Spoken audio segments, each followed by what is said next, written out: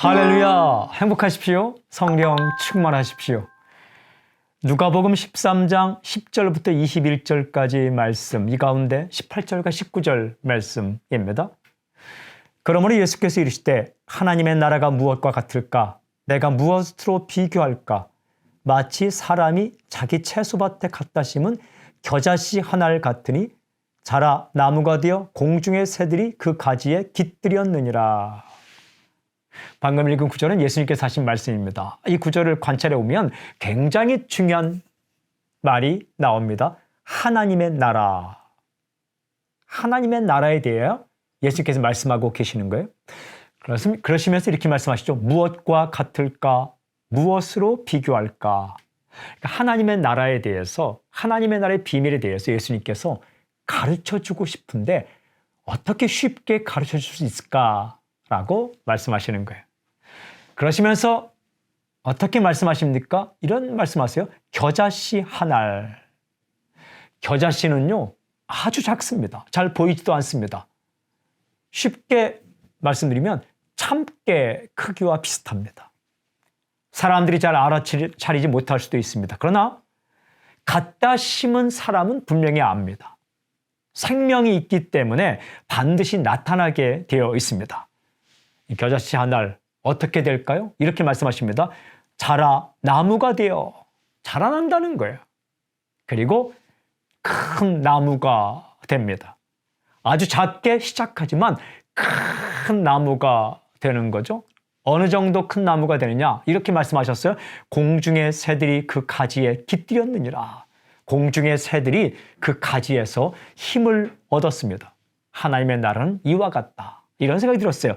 하나님의 나라는 겨자씨같이 시작하지만 큰 나무처럼 자라가는구나. 아멘. 오늘 메시지. 하나님의 나라는 겨자씨같이 시작하여 큰 나무처럼 자라간다. 아멘. 이 땅에 임한 하나님의 나라가 그렇습니다. 예수님의 이 땅에서 삶이 그러했습니다. 혼자 시작하셨습니다. 마구간에서 시작하셨어요. 그러나 모든 민족이 주님 앞에 엎드리게 될 것입니다. 하나님의 나라 운동이 그래요.